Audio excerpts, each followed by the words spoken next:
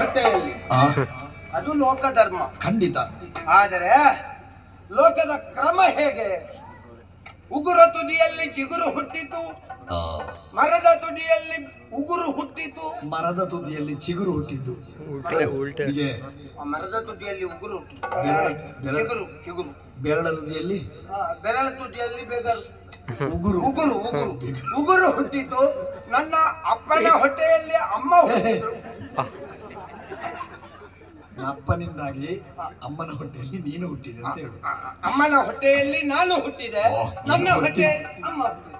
ಬೇಡ, ಇದು ಪ್ರಕೃತಿಯ ನಿಯಮ. ನೀನು ಹುಟ್ಟಿದ್ಯಲ್ವಾ? ಹೌದು, ನಾನು ಹುಟ್ಟಿದ್ದೇನೆ.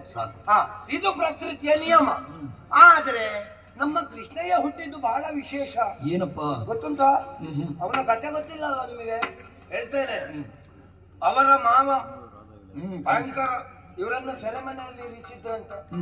ಇವಾಗ ಕೃಷ್ಣ ಹುಟ್ಟಿದ್ದು ಎಲ್ಲಿ? ಇಲ್ಲಿ ಅಲ್ಲ, ಮತ್ತೆ ಕೆರೆಮನೆ ಸೆರೆಮನೆ. ಯಾವುದೋ ಒಂದು ಮನೆಯಲ್ಲಿ ಹುಟ್ಟಿದ ಅದು ವಿಶೇಷವೇ. ತಂದೆ ತಾಯಿಗಳಿಗೆ ಮಣಬಾರದ ಸಂಕಲೆಯನ್ನು ಹಾಕಿದ್ದಾಗ ಶ್ರಾವಣದ ನಟ್ಟಿರುಳ ಕತ್ತಲೆಯಲ್ಲಿ ದೇವಕೀ ದೇವಿಯವರ ಅಷ್ಟಮದ ಗರ್ಭದಲ್ಲಿ ನವಮಾಸದಲ್ಲಿ ಇವ ಹುಟ್ಟಿದ್ದು. ಮತ್ತೆ ಪುರುಷ ಮತ್ತೆ ಭಯಂಕರ ಅಲ್ಲವ. ಅವ ಹುಟ್ಟಿದ ಮೇಲೆ ನಮ್ಮ ನಂದಗೋಕುಲದಲ್ಲಿ ನೋಡ್ಬೇಕಾಗಿ ಏನೆಲ್ಲ ಬದಲಾವಣೆ ಒಂದೋ ಎರಡೋ ಹೇಳುವುದಕ್ಕೆ ಹೋದ್ರೆ ತುಂಬಾ ಉಂಟು. ಫಲ ಕೊಡದ ಮರಗಳಿಲ್ಲ, ಕರು ಹಾಕದ ದನಗಳಿಲ್ಲ. ಸರಿಯಾಯ್ತು. ನಮ್ಮ ಕೃಷ್ಣಯ್ಯ ಹುಟ್ಟಿದ ಮೇಲೆ ಹೆರದ ಹೆಂಗಸರಿಲ್ಲ. ಅನುಗ್ರಹ ಹಾಗೆಲ್ಲ. ಮತ್ತೆ ಹೇಳಿದ್ರೆ ಅದು ಅಪಾರ್ಥ ಆಗ್ತದೆ. ಆಯ್ತಾ? ಹಾಗೆ ನಮ್ಮ ಕೃಷ್ಣಯ್ಯ ಬಂದ ಮೇಲೆ ಎಲ್ಲಿವರೆಗೆ ಆಗಿದೆ ಅಂತ ಕೇಳ್ತೀರಾ? ಉಳಿದದ್ದು ಬಿಡಿ. ಸಂಸ್ಕಾರ ವಿಹೀನರಾಗಿದ್ದೆವು ಗೋಪಾಲಕರೆಲ್ಲ. ಹೌದಪ್ಪ. ಮತ್ತೆ ನಾವೆಲ್ಲ ಮೊದಲೆಲ್ಲ ಎಂತದ್ದು ಮೂಗಿನವರಿಗೆ ಕುಡಿಯುವುದು ಕುಲಹೀನ. ನೀವೇ ನೀವು ಕೂಡ ಹೇಳಿದಂಥದ್ದು ಕುಲವಿಹೀನ. ಇರ್ಲಿ, ಕುಲವಿಹೀನರಾಗಿರಿ.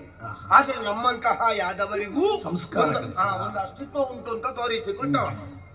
ನಾನು ಕೃಷ್ಣಯ್ಯನ ಬಹಳ ಆಪ್ತ ಮಿತ್ರ, ಆತ್ಮೀಯ. ಆತ್ಮೀಯ. ನಾವು ಹೇಗೆ ಅಂತ ಕೇಳಿದ್ರೆ ಒಂದು ಬೇಕಲ್ವಾ? ಬೇಕು. ಯಾವ್ದಕ್ಕೆ ನೀವು ನನ್ನನ್ನು ಸಣ್ಣದು ಮಾಡ್ತೇನೆ? ಯಾರು ಮಾಡಿದ್ದು? ಹಾಗೆ ಅಲ್ಲ, ನಾನು ಅವನ ಆಪ್ತ ಮಿತ್ರ, ಅವನ ಮನಸ್ಸಿನ ಗೆಳೆಯ. ಹೌದಾ? ಎಲ್ಲಿಗೆ ಹೋದ್ರು ಕೃಷ್ಣಯ್ಯನಿಗೆ ನಾನು ಬೇಕೇ. ನಾವು ಆಟದಲ್ಲಿ ಒಟ್ಟಿಗೆ, ಊಟದಲ್ಲಿ ಒಟ್ಟಿಗೆ, ಪಾಠದಲ್ಲಿ ಒಟ್ಟಿಗೆ, ಗೋಗಳನ್ನು ಮೇಯಿಸುವುದಕ್ಕೆ ಹೋಗುದು ಒಟ್ಟಿಗೆ, ಎಲ್ಲಿಗೆ ಹೋದ್ರೆ ಒಟ್ಟಿಗೆ. ಹಾಗೆ